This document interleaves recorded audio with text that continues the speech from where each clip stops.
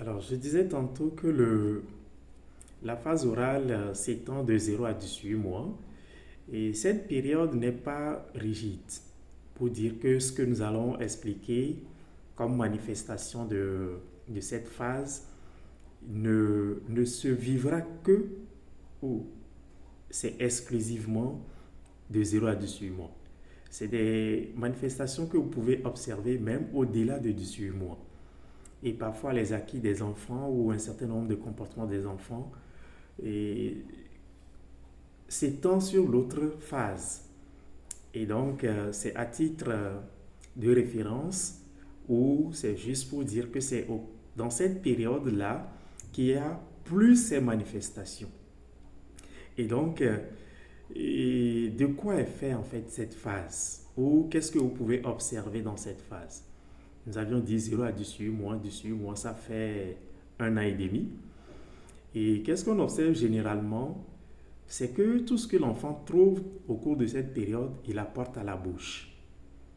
Et la bouche est ce que nous appelons la zone érogène. La zone érogène, c'est la zone qui procure du plaisir à l'enfant. Et donc tout ce qui procure du plaisir à l'enfant, l'enfant le porte si bien à la bouche. Et étant donné que la bouche est son sexe, comme le dit Freud, c'est on apporte facilement des choses vers la bouche. La bouche est en fait représentée comme un explorateur. Ça permet à l'enfant d'explorer tout ce qu'il voit, tout ce qu'il touche, et c'est pourquoi il apporte à la bouche. Il procure aussi un plaisir pour l'enfant, d'où vous allez voir que c'est une période fondamentalement de la succion.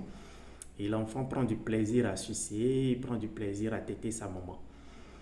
Alors, vous allez voir que la fonction de la bouche va se résumer un peu à ce plaisir-là de téter. Ce n'est pas forcément au plaisir d'être rassasié. Il y a le plaisir de sucer, puisque la bouche est une exploratrice, ça permet à l'enfant d'explorer aussi l'autre, est la maman qui est là, donc que nous allons expliquer plus tard comme étant l'objet. Donc c'est l'objet, la maman représente l'objet.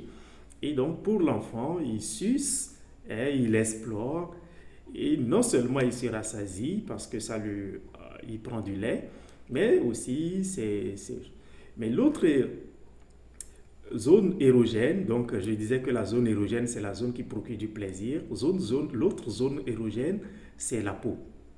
Et donc les câlins, les caresses qu'on peut faire à l'enfant lui procurent énormément de plaisir, énormément de bien, qui participent également à sa reconstruction, qui participent également à son développement. Et donc, la peau, la bouche, ce sont des zones érogènes. Et encore, le regard. Le regard que vous fixez l'enfant dans ses yeux, qu'il vous fixe, lui procure du plaisir. Vous allez constater que lorsqu'une maman est en train d'allaiter son enfant, à un moment donné, l'enfant arrête de tirer le lait et porte un coup de regard vers la maman et veut garder en fait ce moment-là. L'enfant veut conserver ce moment d'échange non verbal avec sa maman.